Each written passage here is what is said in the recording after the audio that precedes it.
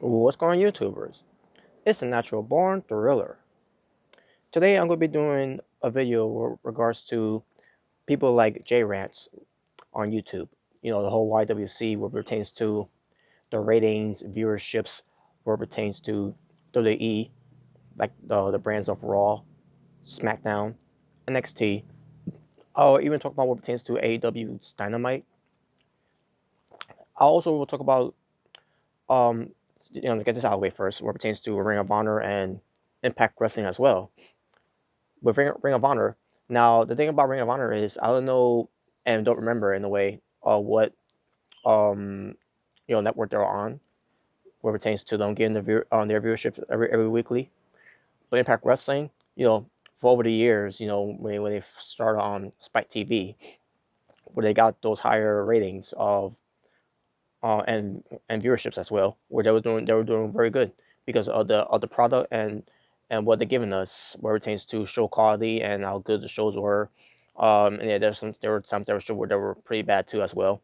But at the same time, you got something good on the show there, where it pertains to the wrestling, to the characters, to the entertainment value, and to what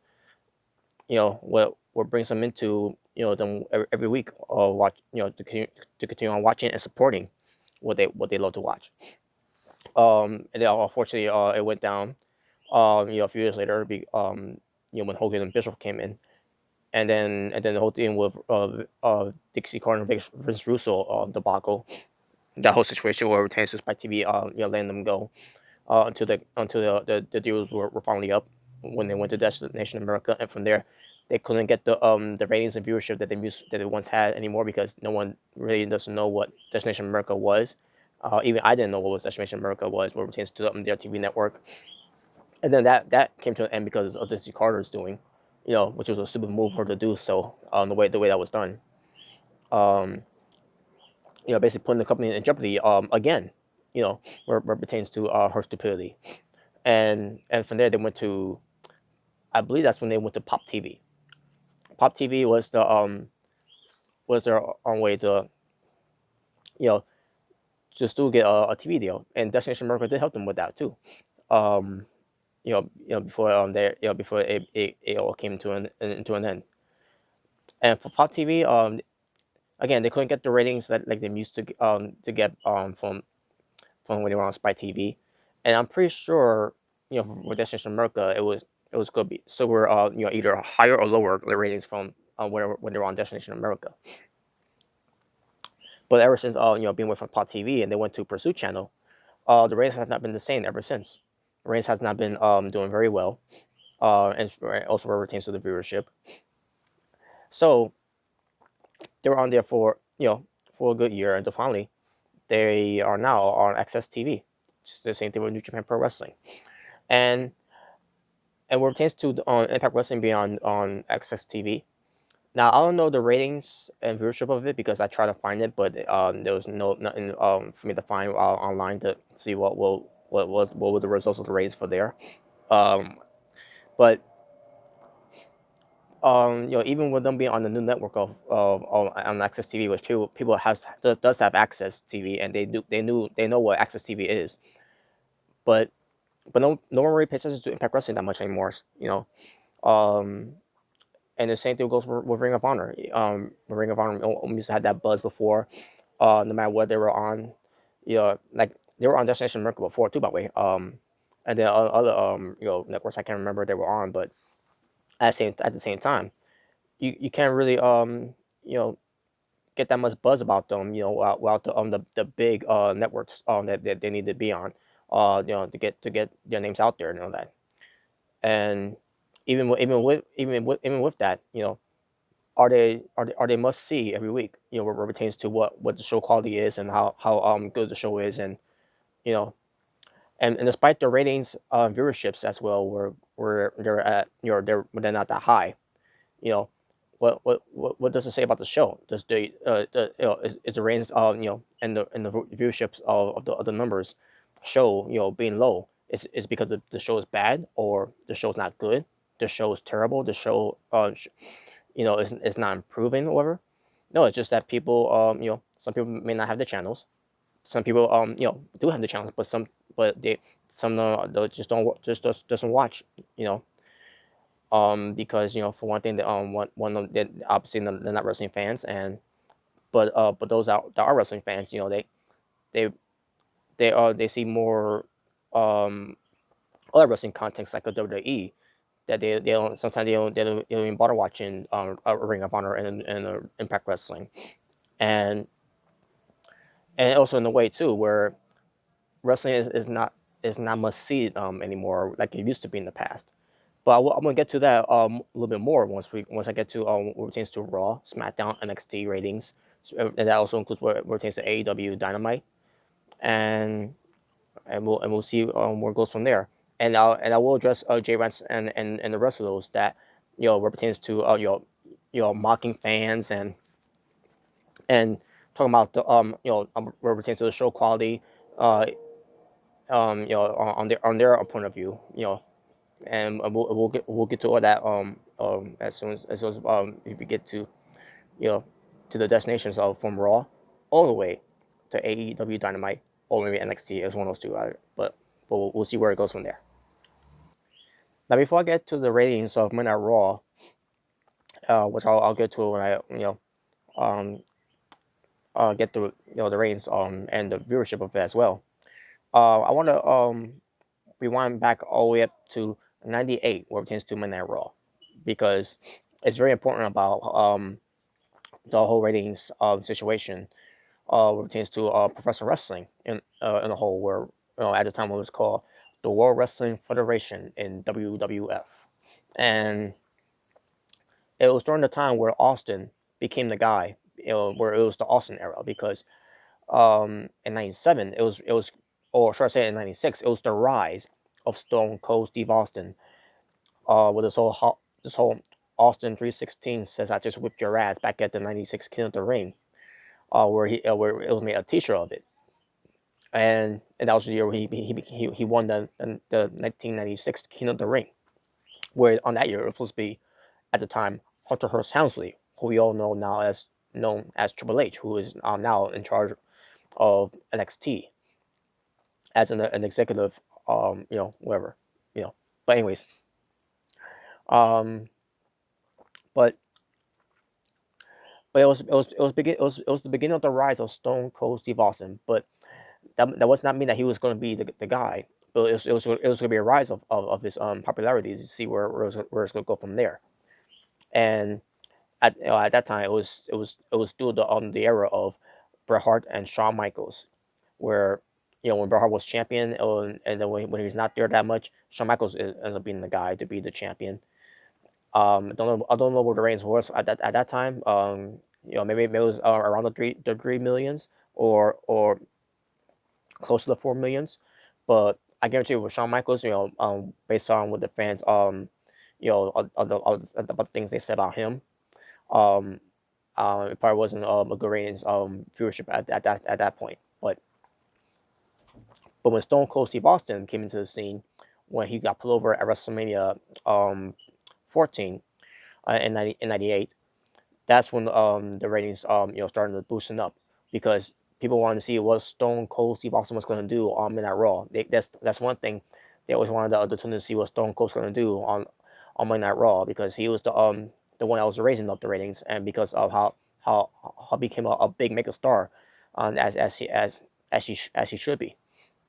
Um, so from 1998, you know, it was a 4.4, if I can see right. Yes, a 4.4 um ratings, from '98, and then it started increasing even more with Stone Cold Steve Austin still being the guy, and then he has shared also the spotlight with guys like The Rock, a Mankind, a Triple H, which it was busy at the tail end of the summer, on The Undertaker, and when it pertains to '99, it was a 6.1 ratings, where it was a higher the biggest highest ratings they could ever get, and they never touched that ever again, unfortunately.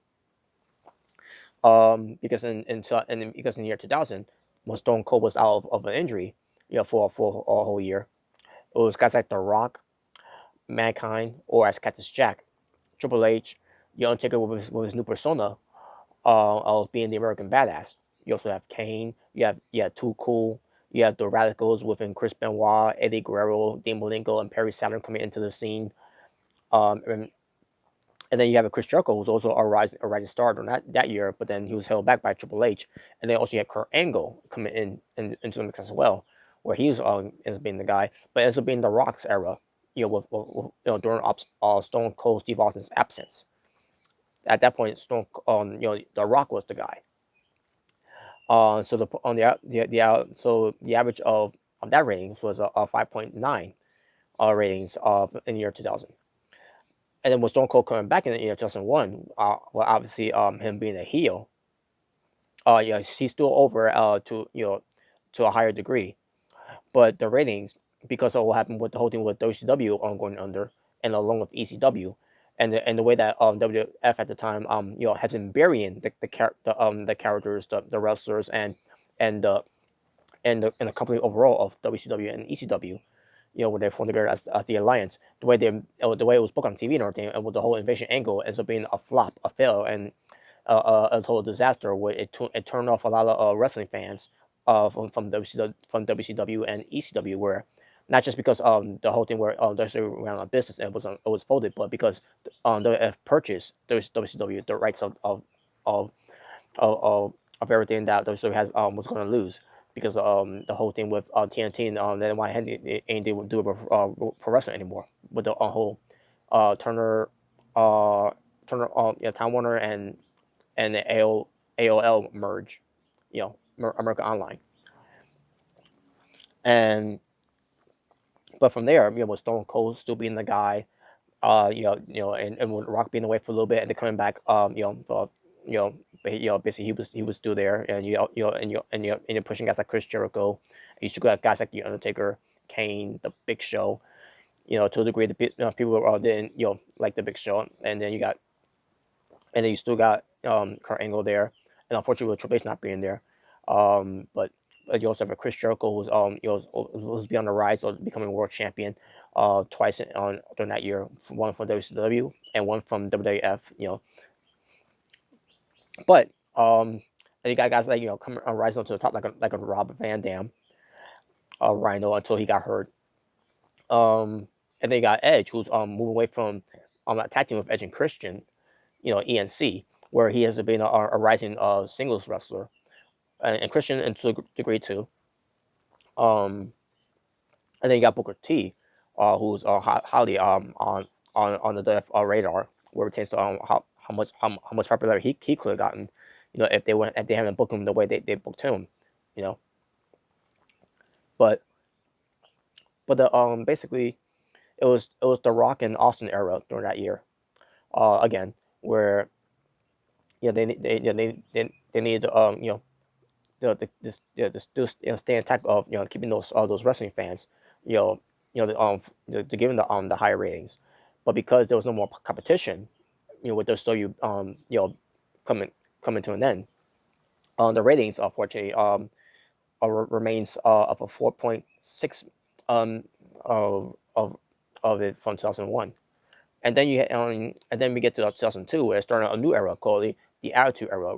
I mean, not that. I mean, it was during the year of '98 all the way to 2001, or until the degree 2002.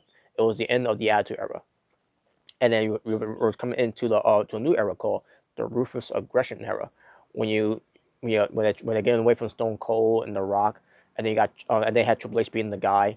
Basically, it ends up being the Triple H era, despite the whole WWE draft, the WWF draft. But also at that year, it became WWE during that year too as well. But at the time, the WWF draft, where Raw and SmackDown, was getting on superstars after superstars onto their rosters, and then you got guys like Chris Benoit coming to the fold, coming to play, Eddie Guerrero coming in, Edge, Triple H again, like I said, Triple H, becoming the guy on Raw.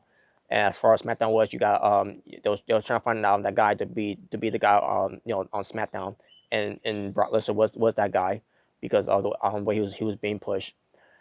Um, and then even when Shawn Michaels were making a return after a couple years absence to his back injury, Shawn Michaels was also was there to help the ratings for Monday Night Raw for those that were still fans of Shawn Michaels, or fans that didn't care about Shawn Michaels ends up being fans of Shawn Michaels to a degree.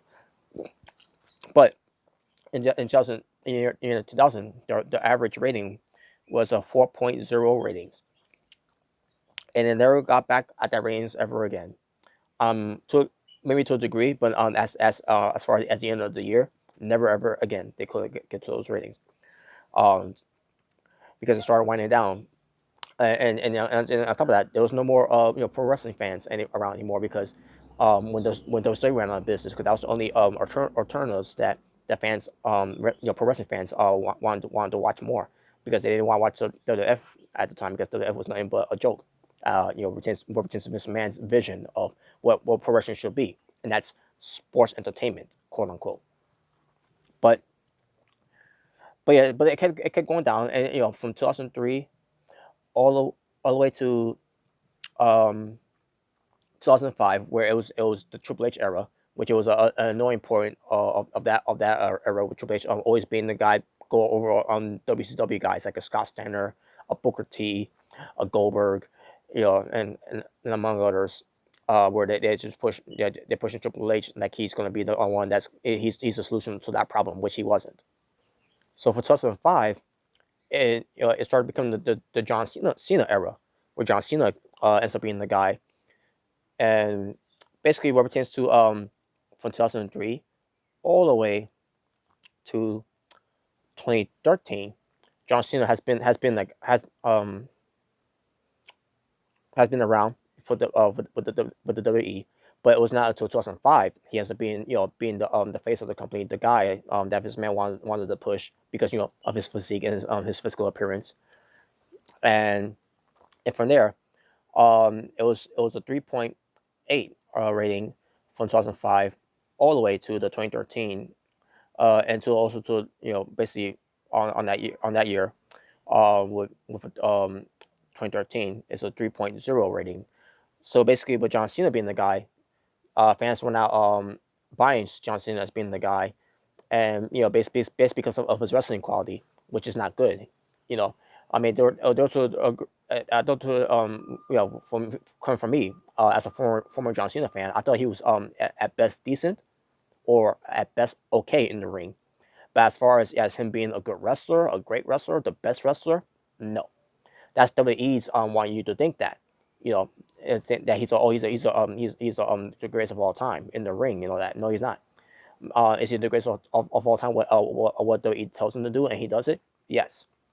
Is he the greatest of all time? What pertains to him being the greatest WWE champion of all time? To some fans, you could say that, but to other fans that say that, what pertains to what pertains to his wrestling standards, no. Um, but you gotta look at it, at both different sides there. What pertains you know that where it pertains to John Cena's popularity, and what pertains to John Cena's unpopularity, to the fans, to a certain degree. But um, but yeah, with John Cena being the guy, he chased away a lot of viewers.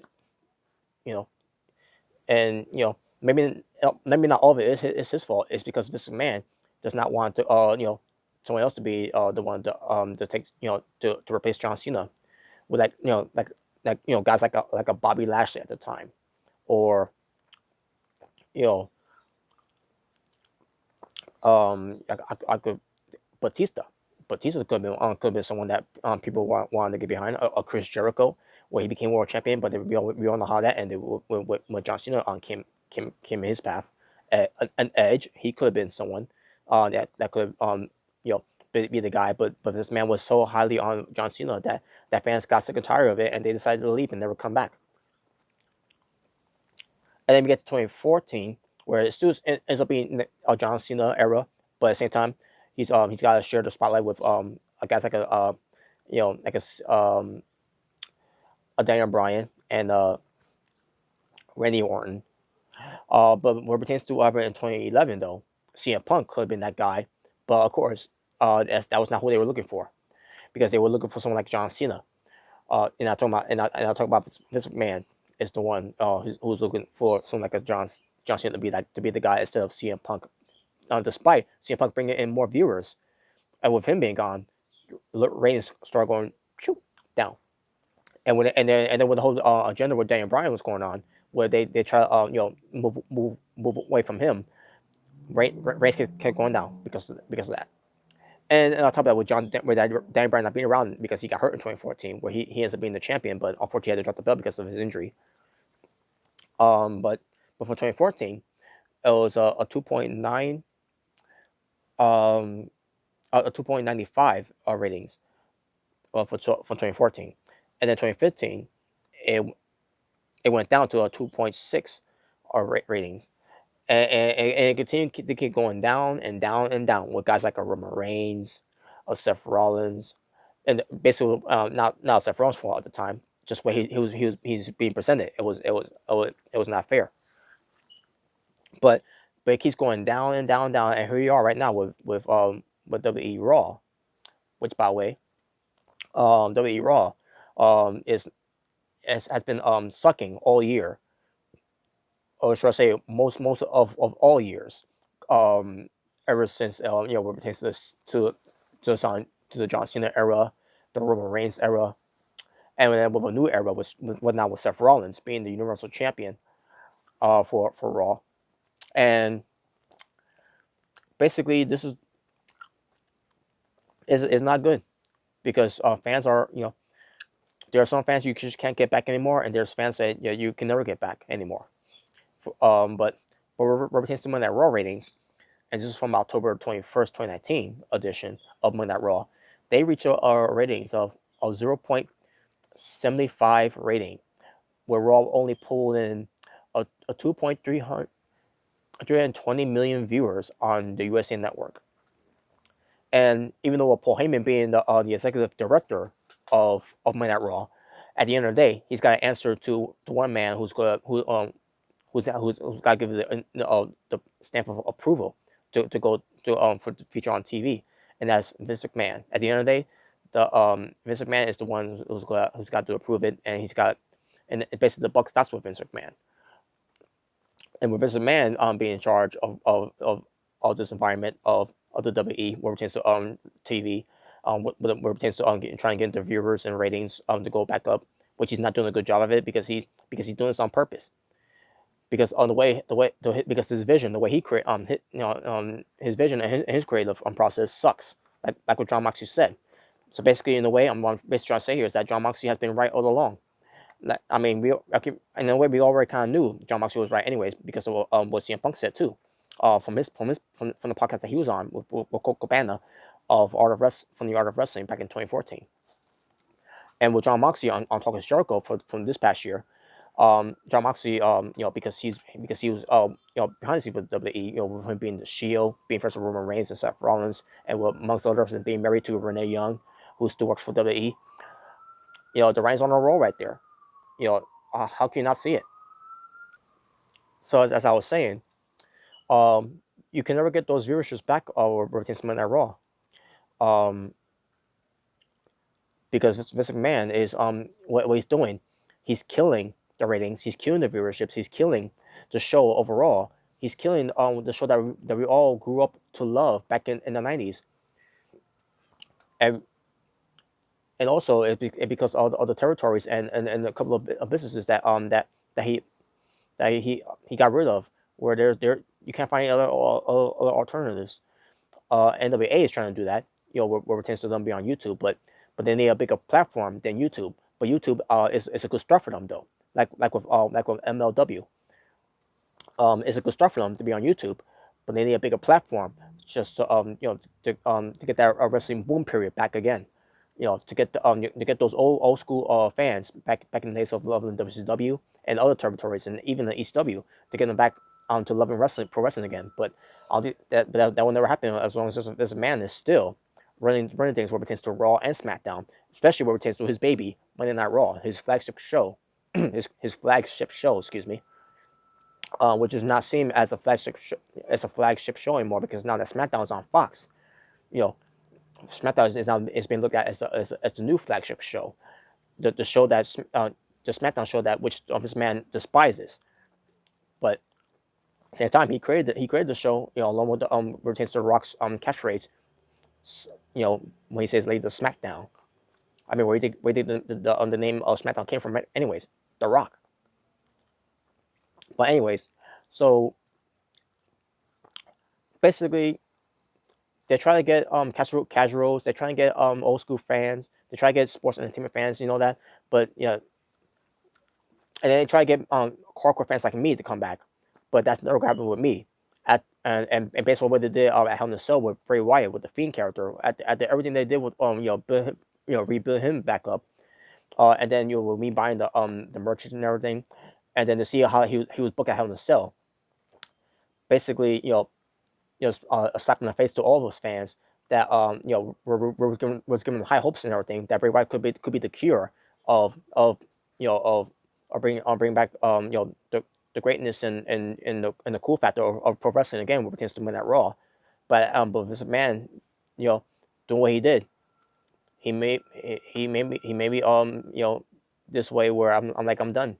I'm not gonna do this anymore. I'm not giving you any of my money anymore. I'm not gonna give you my time anymore because if you're gonna keep train one of my favorite wrestlers and Bray Wyatt like this, um, for whatever reason why he decided to do it, then you don't deserve my attention. You don't deserve my money anymore.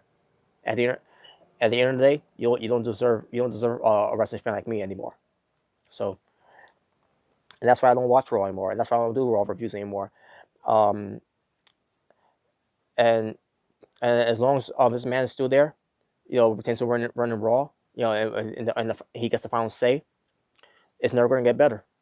And that's why the viewerships will and the ratings will remain on where how it is because this man refuses to change the philosophy of the creative process that he thinks is working, which is not.